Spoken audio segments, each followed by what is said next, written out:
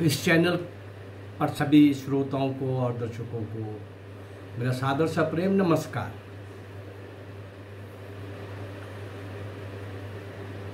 कल बंगाल के ऊपर वर्तमान जो त्रासदी जहाँ कहीं भी होगी उसको मैं समय समय पर लेना चाहूँगा।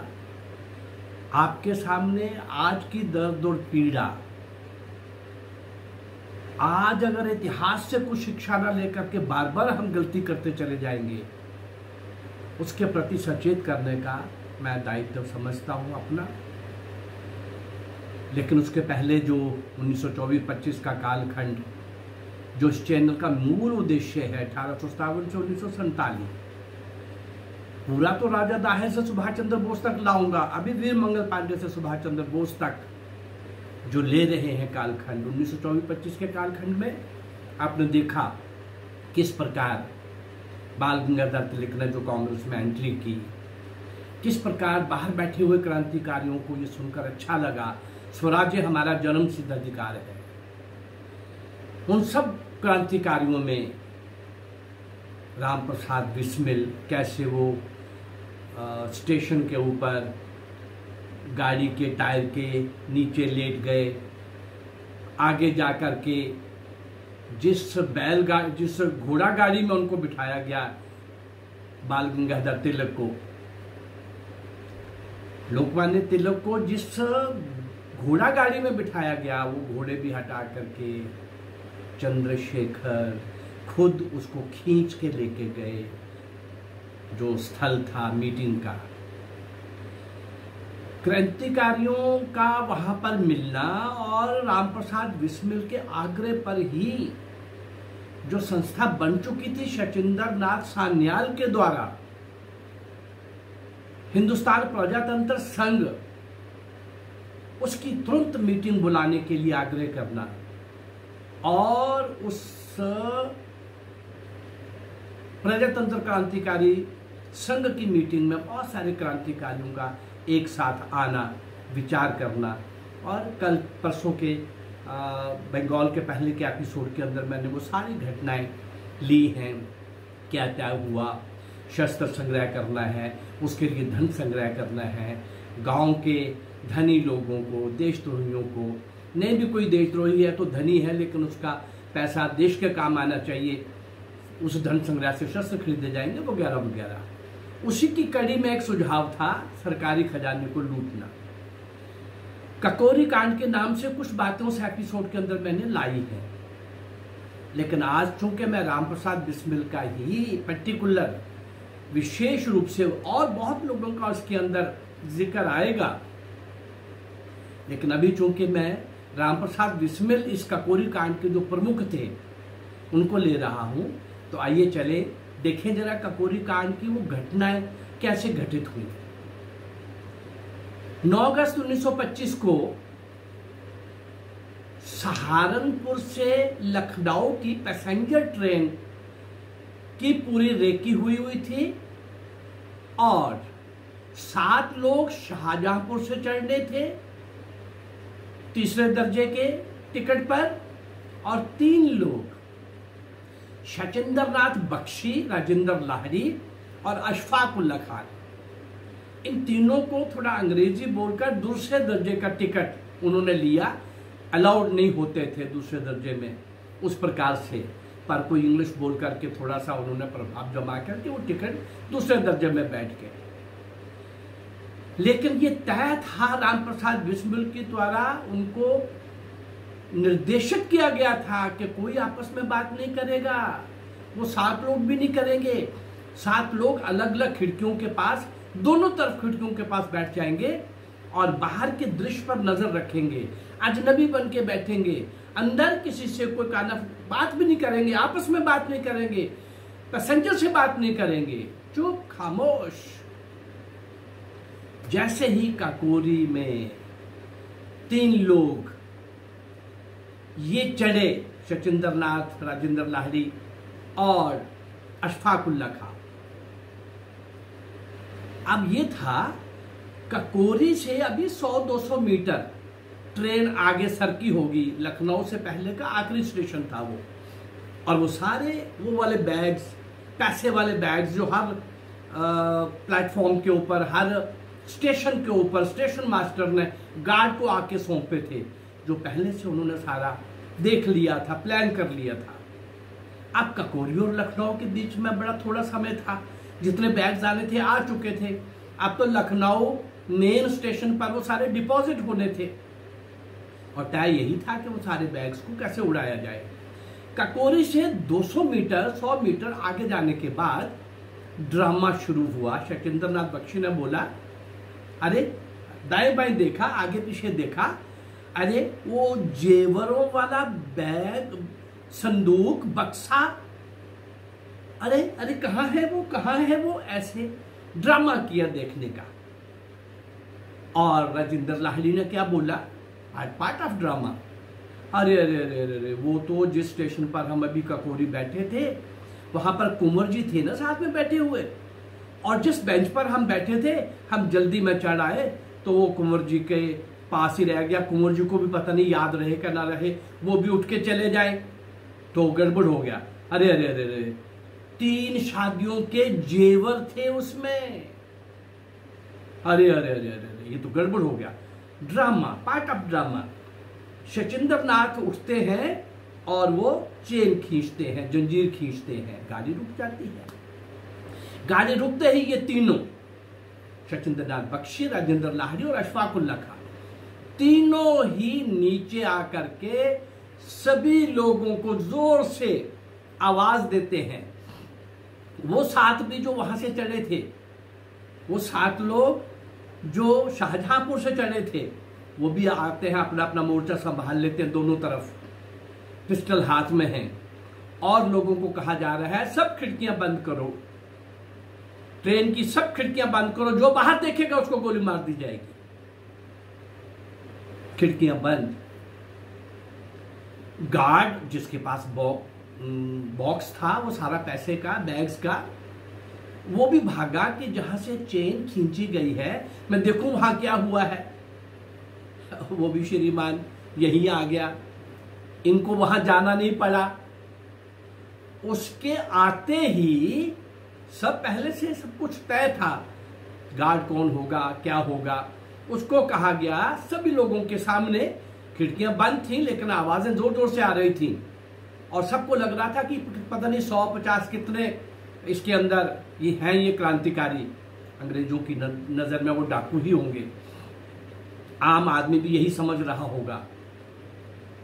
तो एक तो गार्ड को कहा गया जमीन के ऊपर लेट जाओ, जमीन के ऊपर घास में उसको लटा दिया गया और एक आदमी उसके पीछे, इन 10 साथियों में से एक खड़ा हो गया, खबरदार देखना भी नहीं है ऊपर। एक ड्राइवर के पास चला गया, रेलवे ड्राइवर के पास, और उसको उतरने के लिए बोला। उसको उतार के वहीं पर उसको भी घास पर, जमीन पर लटा दिया गया। एक व्यक्ति वहां खड़ा हो गया। इधर वो 7 लोग तो अपना काम करना ही था, लेकिन इधर अशफाक उल्लाह खां, और अशफाक उल्लाह खां मुख्य रूप से वो 7 लोगों के ग्रुप के साथ वहां घुसा जहां पर वो बॉक्स था, बैग्स था, पैसों वाला बैग्स का बॉक्स जो था। उस बक्से को तोड़ने के लिए, उस बॉक्स को तोड़ने के लिए अपने साथ वो सब कुछ सामान लाए थे, उसको तोड़ा गया, बैग्स निकाले गए। और ये सारा कांड होने के बाद उनको कहा गया, ये सब सारा सीन चल रहा था, कुछ लोग गोलियां चलाते हुए उस बक्सों को लेकर के आगे निकल रहे थे। जब तक वो उजल ना हो जाए तब तक ट्रेन नहीं चलने दी गई। आखिर में ड्राइवर को कहा गया कि कहने की जरूरत नहीं पड़ी, जब गोलियां चलना बंद हो गई, काफी देर जब कुछ नहीं हुआ, सन्नाटा था, सब लोग अपने अपने मोर्चे पर निकल गए थे। आगे कहां जाना, कैसे जाना, वो सब तय था। राम प्रसाद बिस्मिल ने एक बात कही हुई थी सबको कि भी कोई भी अपनी निशानी वहां छोड़, कोई वस्तु वहां भूल के ना आना। ये सब था, लेकिन एक व्यक्ति की, एक क्रांतिकारी की खादी की चादर, खादी की कुछ शीट ऐसी जो ओढ़ी हुई होगी पहले अपना रिवॉल्वर छिपाने के लिए, कैसे भी वो वहां रह गई। तो पुलिस को वेरिफिकेशन के बाद केवल एक वो चादर मिली। उधर ये लोग शाहजहांपुर में, ये बड़ी एक लंबी बात है कि वहां कैसे पहुंचे, ये किस ट्रेन से वहां गए और कैसे गए और क्या क्या लेके गए। मुख्य उद्देश्य तो ये है कि इस कांड के बाद जो हुआ, शाहजहांपुर में नए नोट ले, पुराने गले सड़े जैसे भी नोट थे उनको वहां दिया और ट्रेजरी से वहां से नोट लिए। बड़ी कहानी है इसके पीछे के, नंबर वो ना जो रहे, नए नंबर आ जाएं, वेरिफिकेशन में हम फंसे ना, दो नोट कहीं नंबरों वाले वहां रह गए। पुलिस जब वेरिफिकेशन में लगी थी तो कई साइड से आगे बढ़ रही थी, तो ये भी एक दो नोट के नंबर वहां पर मिलना, और शाहजहांपुर में ये सारा कुछ हुआ है। वो चद्दर भी खादी की, जब पड़ताल की गई तो पता चला कि शाहजहांपुर से ही ये खरीदी गई है, वहीं के लोगों का ये है, और ये कांड शाहजहांपुर के ही द्वारा, शाहजहांपुर के लोगों के द्वारा ही हुआ है। अब शाहजहांपुर की जब बात आती थी तो राम प्रसाद बिस्मिल वहां के थे, स्वाभाविक रूप से वहां जाना था। अब वो ट्रेन का सारा ड्रामा तय था, सब कुछ हो गया, पैसे आ गए 8,600 रुपये। 8,600 रुपये उसमें से निकले और उस पैसे का सदुपयोग हुआ। इन पैसों से जर्मनी से एक इनके साथी ने हथियारों का सौदा करके रखा था, वो सारा पूरी तरह से पैसे का सदुपयोग हुआ। शस्त्र आए, उन शस्त्रों का बाद में क्या उपयोग हुआ उस क्रांतिकारी इतिहास में वो कहीं न कहीं उसका जिक्र आएगा। लेकिन ये जो 25 मिनट का ड्रामा था, 25 मिनट में ये सारा पूरा हो गया। 5 क्रांतिकारियों का केवल ये काम था कि खिड़की खोलोगे तो मार देंगे, ऐसे अलग अलग काम था। शाहजहांपुर में पीछा ज्यादा होना शुरू हो गया। 21 दिसंबर 1925 को कानपुर, लखनऊ, वाराणसी और प्रयागराज, इलाहाबाद, और आजकल उसको प्रयागराज भी बोलते हैं।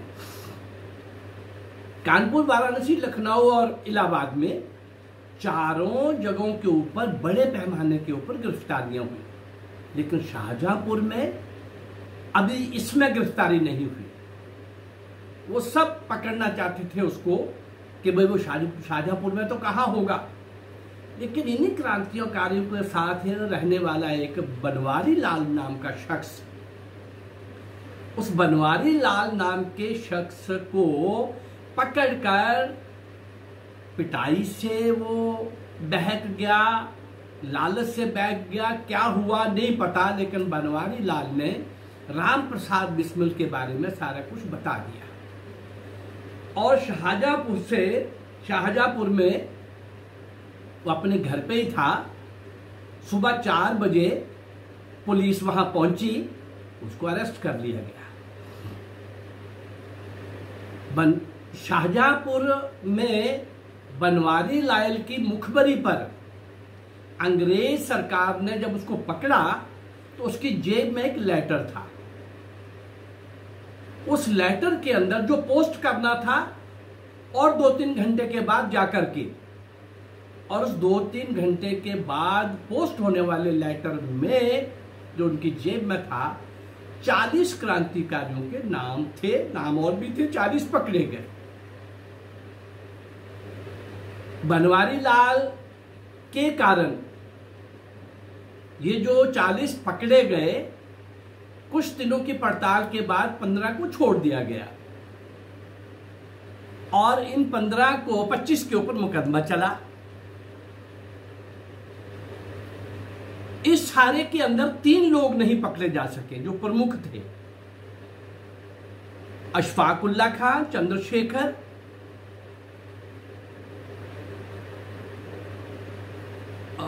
सचिंद्र नाथ बख्शी, चंद्रशेखर और अशफाकुल्ला खान, ये तीनों नहीं पकड़े गए इन सारी बड़ी बड़ी गिरफ्तारियों में।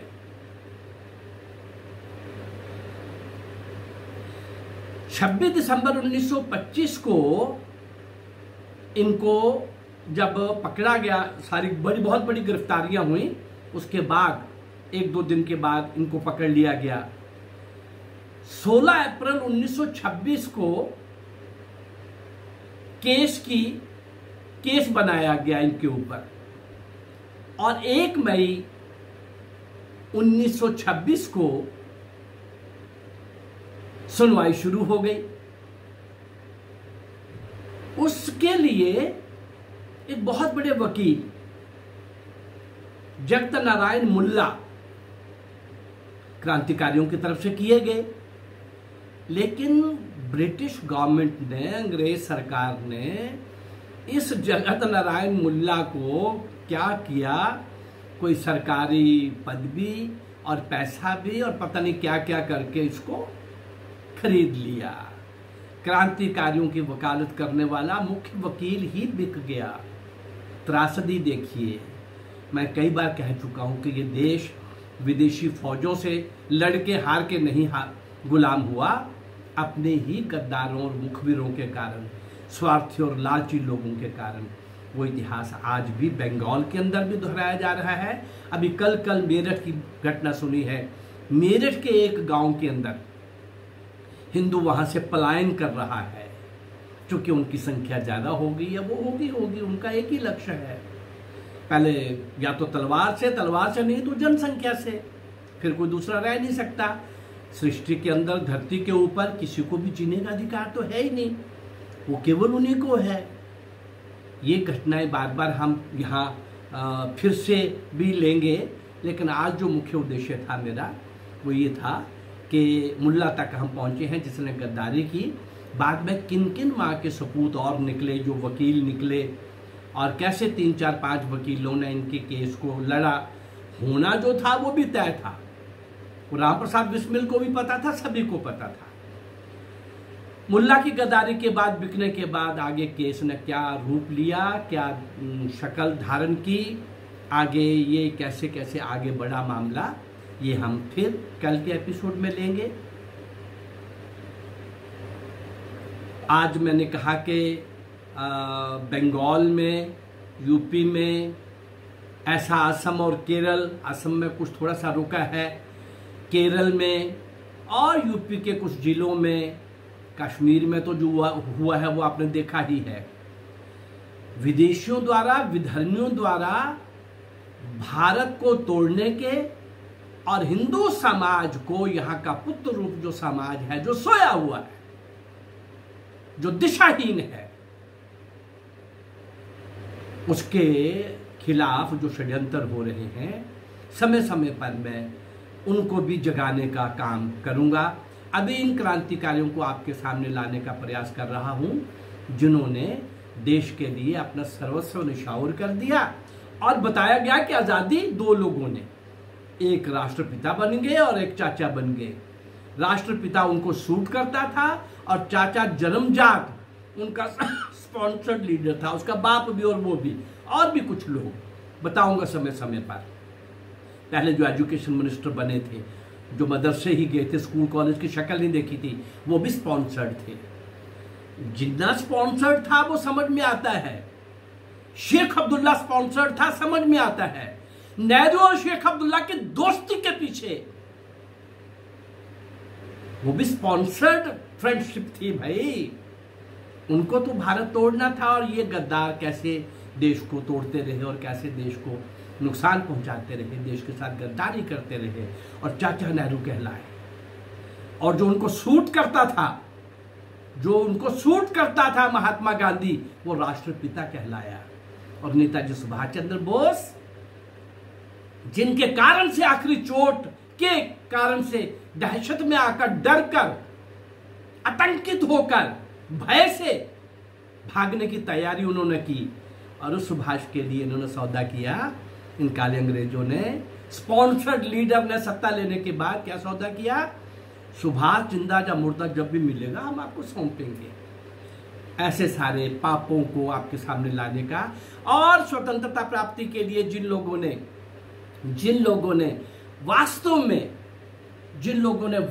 में अपना जीवन पूरी तरह से निछावर कर दिया और आखिरी श्वास तक लड़ते रहे, जूझते रहे, प्रसन्नतापूर्वक भारत माँ की बेड़ियां काटने के लिए खुद कट गए। अरे काला पानी की सजाएं और फांसी के तख्ते के ऊपर हमेशा के लिए सोने वाले, वो मतवाले, वो मस्ताने, वो जनूनी लोग, वो असल के देशभक्त लोग जिनको इतिहास में स्थान नहीं मिला। मैं कोशिश कर रहा हूं उन सारे अनसंग हीरोज को, नायक नायिकाओं को आपके सामने लाने की। मेरा ये प्रयास अगर आपको अच्छा लग रहा है तो मेरे इस चैनल को लाइक करिए, सब्सक्राइब करिए और इसको शेयर करिए। नमस्कार, जय भारत, धन्यवाद।